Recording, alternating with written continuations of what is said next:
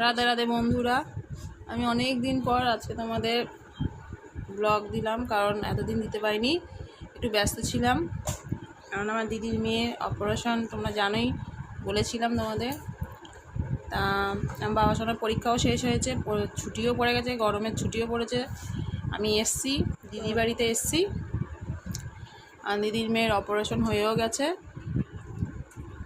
আর দুদিন পর ও সেলাইটা কাটবে, তারপরে আমি একটু ফ্রি হব। মানে এখন এই দুদিনে আমি একটু ব্যস্ত থাকবো, ওই জন্য আমি তোমাদেরকে ব্লগ দিতে পারছি না।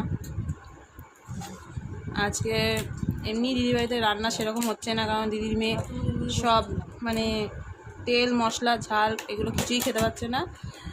তাই মা রান্না করে আমাদের আজকে নিয়ে এসছে। দিদির মেয়ের রান্না মাই করছে, হালকা পাতলা রান্না। বাবা সোনা খেয়েছে, খেয়ে দিয়ে একটু খেলতে গেছে।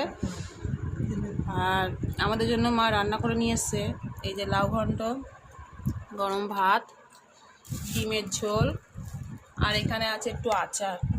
এটা হচ্ছে আমের আচার, আর এটা হচ্ছে লেবুর আচার, লঙ্কার লেবু।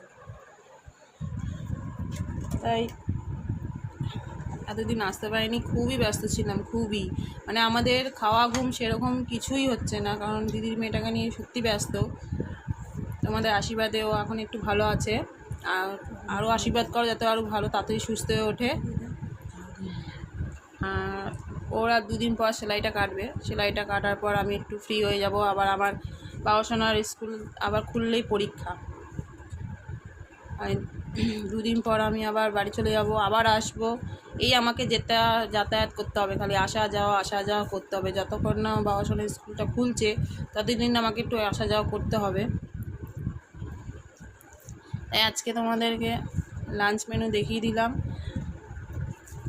তোমরা সাপোর্ট করো, পাশে থেকো, লাইক করো, কমেন্ট করো, অবশ্যই সাবস্ক্রাইব করো। এই যে আমার দিদি খাচ্ছে এখন, এই যে মা খাচ্ছে, এই আমি খাবো।